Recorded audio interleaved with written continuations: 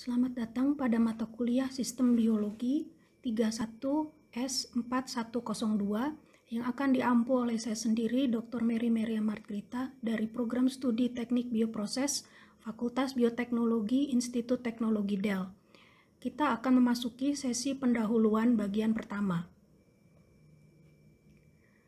Pada pendahuluan bagian pertama ini akan disampaikan secara ringkas mengenai apa yang dimaksud dengan sistem biologi, apa manfaat mempelajari sistem biologi, bagaimana proses belajarnya, apa topik yang akan dipelajari dalam mata kuliah sistem biologi pada semester gasal tahun ajaran 2020-2021, dan apa yang harus dipersiapkan. Apa yang dimaksud dengan sistem biologi? Sistem biologi merupakan cabang ilmu baru dari bidang life sciences. Sistem biologi bertujuan untuk memahami sistem-sistem biologis pada tingkatan sistem. Jadi dengan mengikuti kuliah sistem biologi ini, kita diajak mengikuti suatu proses untuk pada akhirnya mencapai suatu pemahaman.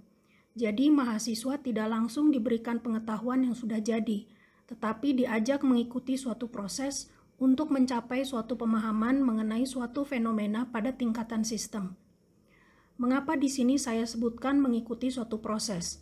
Karena ilmu ini sendiri baru berkembang pesat setelah Human Genome Project selesai pada tahun 2003. Dengan diketahuinya seluruh urutan DNA genomik manusia, maka penelitian terutama ke arah pengobatan meningkat sangat pesat. Mengapa demikian?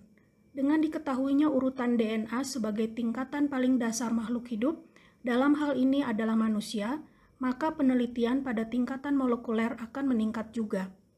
Jadi faktor terpenting dalam perkembangan ilmu sistem biologi adalah terjadinya perkembangan yang sangat pesat dalam bidang biologi molekuler yang didukung oleh perkembangan teknologi pengukuran sequencing DNA secara menyeluruh, profil ekspresi gen, interaksi antara gen protein, interaksi antar protein, dan lain-lain.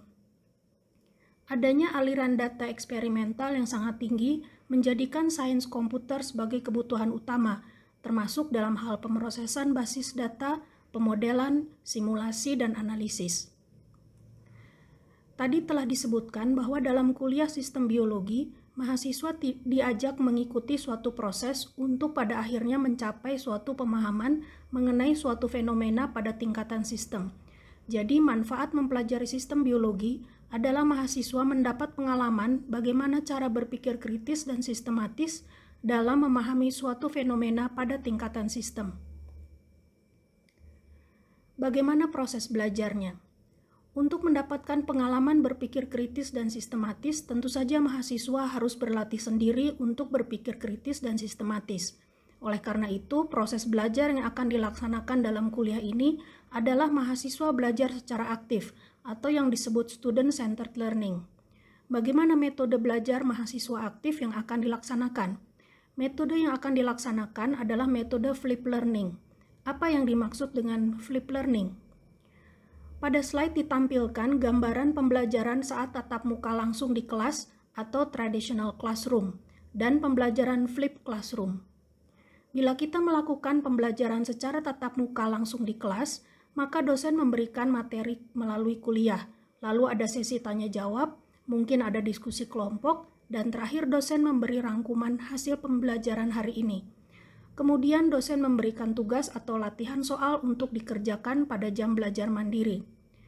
Pada flip classroom, cara belajarnya dibalik. Mahasiswa melakukan pembelajaran dulu secara mandiri, berupa menonton video pembelajaran yang isinya hanya rangkuman dari suatu topik, kemudian mahasiswa mencari dan mempelajari materi sumber belajar lainnya yang berkaitan dengan topik yang sedang dipelajari, dan kemudian menyusun pertanyaan atau pemikiran mengenai hasil bacaan dan mempelajari sumber belajar tadi. Pada flip classroom, sesi pertemuan dengan dosen diisi dengan diskusi, tanya jawab, dan presentasi bersama dosen dan teman-teman pada kelas yang sama. Pada metode belajar student-centered learning dan flip classroom ini, sesi diskusi dan tanya jawab merupakan saat dosen melakukan penilaian terhadap hasil belajar. Bobot penilaian pada sesi ini lebih besar dibandingkan dengan UTS dan UAS bila ada. Jadi, untuk sesi diskusi ini, mahasiswa harus benar-benar mempersiapkan diri baik dari aspek keaktifan bertanya atau menjawab, maupun memberikan pendapat mengenai topik yang sedang dipelajari. Apa topik yang akan dipelajari dalam mata kuliah Sistem Biologi pada semester Gasal tahun ajaran 2020-2021? Ada dua topik utama yang akan dipelajari pada semester ini, yaitu komunikasi antar sel dan kinetika reaksi. Topik pertama mengenai komunikasi antar sel akan mempelajari mengenai fenomena quorum sensing pada bakteri dan bakteria kemotaksis. Topik kedua mengenai kinetika reaksi mempelajari mengenai pemanfaatan metode Michaelis-Menten dan kinetika reaksi pada proses metabolisme. Untuk setiap topik, nanti saya akan memberikan akses pada artikel-artikel ilmiah yang berkaitan dengan topik tersebut. Selain itu, mahasiswa juga dapat mencari sendiri artikel ilmiah yang mendukung topik. Silakan mengonfirmasikan kepada dosen apakah artikel ilmiah yang diperoleh sesuai untuk mendukung pembelajaran. Mahasiswa secara mandiri membaca, menganalisis, memahami artikel ilmiah, dan kemudian menyusun pertanyaan dan menyampaikan pemikirannya pada saat sesi diskusi. Silabus dan rencana pembelajaran semester dapat diakses di CIS dan link video pembelajaran akan disampaikan melalui e-course. Apa yang harus dipersiapkan? Yang harus dipersiapkan oleh mahasiswa adalah jadwal belajar mandiri. Mahasiswa dapat menonton video pembelajaran, mencari dan mempelajari materi pendukung topik yang sedang dipelajari kapan saja, tidak terikat dengan jadwal yang dikeluarkan oleh BAA. Yang penting bagi dosen adalah saat sesi diskusi atau tanya jawab, mahasiswa menunjukkan hasil yang baik dan aktivitas belajarnya. Diskusi dilakukan secara sinkronus melalui Zoom, WhatsApp, atau e-course, dan jadwalnya akan disampaikan kemudian. Kemudian akan diadakan pertemuan awal perkuliahan secara sinkronus melalui Zoom untuk membahas mekanisme belajar dan asesmen secara rinci. Berikut ini adalah bahan bacaan mengenai pengertian sistem biologi dan perkembangannya. Sekian pertemuan pendahuluan bagian pertama, sampai bertemu pada pendahuluan bagian kedua. Terima kasih.